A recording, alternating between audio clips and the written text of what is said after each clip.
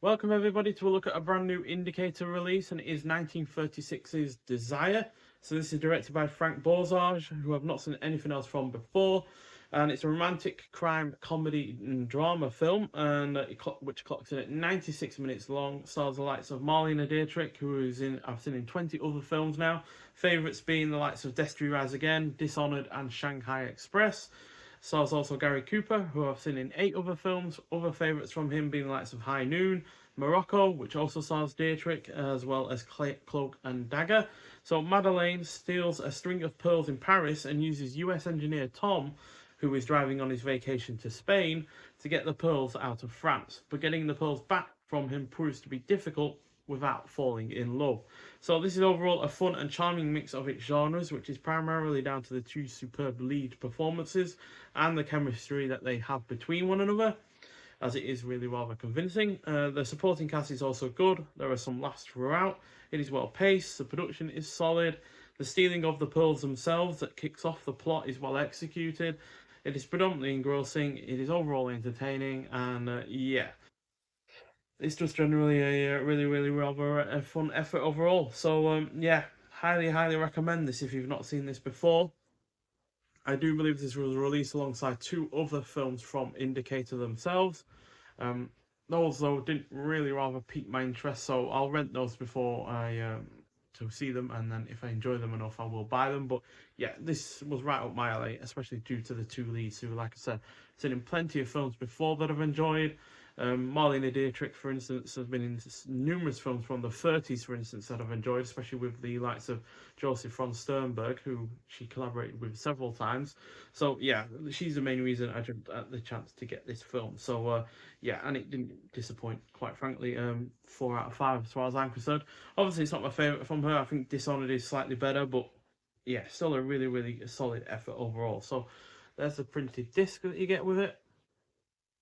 We also get reversible artwork, which is broadly the same. I have actually seen this one on Letterboxd over the one that we have here. So yeah, both are perfectly fine though, get across the plot point of the film in some regard. And on the disc itself, we get a 2022 restoration from a 4K scan, and it does look really rather excellent, especially for a film that is really rather coming up close to its 90th anniversary. We've got the original mono audio, we've got audio commentary with writer and critic Nathaniel Bell and film historian David Duvall, which is from 2021. We've got Frank Borzage, oral history from 1958, clocking in at 40 minutes long, which is a rare archival audio recording of the filmmaker in conversation with George Pratt. We've got Mr. Cooper Goes to Hollywood from 2023, which is 12 minutes long. It's from film historian and curator Natalie Morris, who discusses the stardom and style of iconic Hollywood actor Gary Cooper. We got Lux Radio Theatre Desire from 1937, clocking in at 55 minutes long. Now, that is a radio play adaptation of the film screenplay, starring Marlene Dietrich alongside Herbert Marshall in the Gary Cooper role. Got the original theatrical trailer, image gallery with promotional and publicity materials, new and improved English subtitles for the deaf and hard of hearing. And yeah, we also have this booklet to go alongside the reversible artwork. So there's Marlene Dietrich herself. And there's a behind the scenes shot as well, with Gary Cooper and Marlene Dietrich down there. And in the booklet itself, we've got the cast and crew. We've got Wit, Worldliness, and European Flair by Christina Newland. That's from 2023. Quite decent write-up, with shots from the film throughout. Then we've got Gary Cooper, A Man's Man and a Woman's by Grace Wilcox from 1935. So that is an interview with St. Louis Globe Democrats Grace Wilcox. Star Gary Cooper discussed both his on-screen and off-screen life and his future film plans. So yeah, that's an interview between Grace Wilcox and Gary Cooper himself. So it's cool that they've been able to find such an old interview there. Then we got Marlene Dietrich, After Faint Protest receives press and talks about the movies by Paul Harrison from 1936, so same year as this.